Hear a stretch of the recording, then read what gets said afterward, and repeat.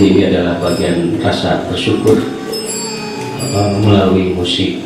Jadi sangatlah berarti buat saya untuk memberikan ruang menyampaikan suatu kebaikan, salah satunya adalah dengan musik ini.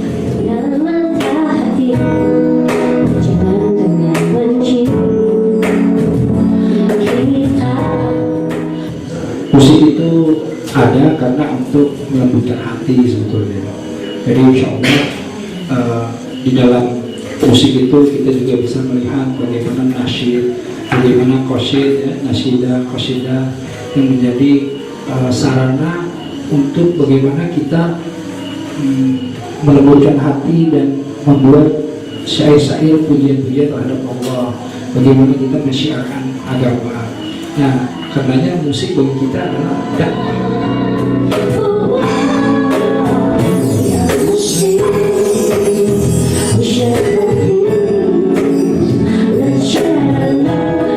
Kalau musik akustik itu kita bisa lebih terasanya akustik itu lebih light, ya, lebih dalam konteks tertentu pasti lebih cocok untuk kita di dalam berekspresi. Tapi ada juga yang kita perlu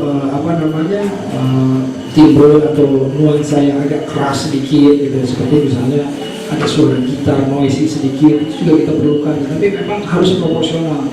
Jadi ketika kita bicara tadi yang muslim, love, peace gitu, itu cocoknya kita deliver message-nya dengan kemasan akustik, jadi lebih elegan, lebih light gitu. Jadi karena tidak perlu penugasan yang keras gitu, tapi ini satu ajakan yang lembut, karena ini bentuknya bentuk akustik.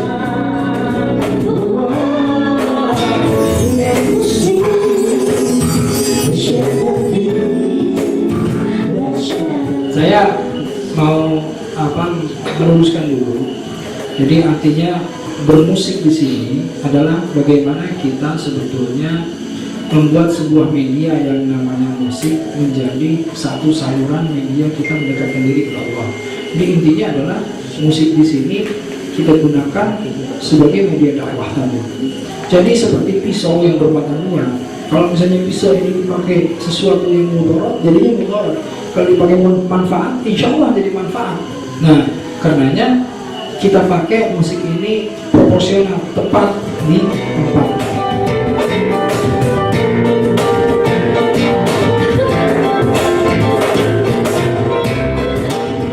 Awalnya itu adalah ketika banyak teman-teman yang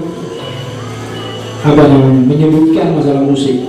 Jadi musik ini disudutkan kepada sesuatu yang menjadi mudarat, yang bahkan beberapa orang-orang menyebutkan ini menjadi sesuatu yang haram.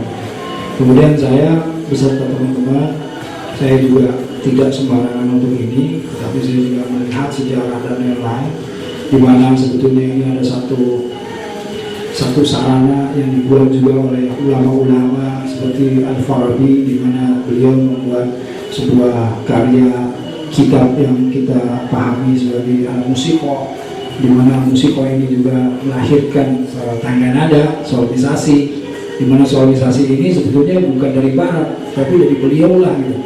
Seperti misalnya do, re, mi, fa, si, la, si, do. Ini kalau kita lihat do, ro, mim, so, fa, ya, lam, shin, itu semuanya dari huruf hijaiyah. Jadi intinya notasi musik sendiri, kata-kata al-musiko, al-akbar itu sebetulnya dilahirkan karena untuk mendekatkan diri kepada Allah, untuk melembutkan hati, gitu.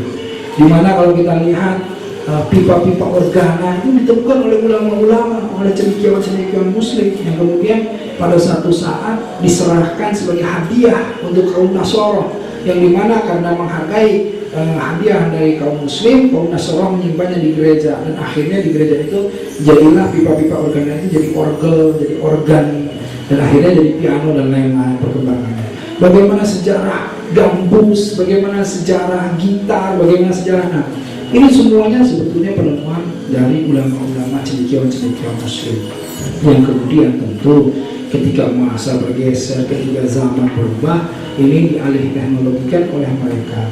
Yang kemudian tadinya ini digunakan untuk melakukan syiar-syiar pujian-pujian kepada Allah dengan nasyidnya, dengan qasidnya, kemudian mulai berubah. Jadi kemudian ada musik itu digunakan untuk pemujaan setan bahkan, nah, pemujaan setan dan lain-lain, jadi sesuatu yang keras, sesuatu yang kemudian jauh dari Allah. Tentu itu menjadi mudarat. Nah, ketika kita mendapatkan sekarang informasinya informasi mudarat, akhirnya kita tidak melihat sejarah dan langsung memotong itu menjadi haram. Nah, inilah yang kemudian saya ingin menunjukkan lagi porsi yang sebenarnya. Nah, dengan ide menunjukkan porsi yang sebenarnya itu, kita kemudian masuk ke dalam garapan bahwa ayo kembali ini yang namanya musik hanya untuk kita gunakan mendekatkan diri kepada Allah, untuk menunjukkan hati. Jadilah di hati nasyid ini.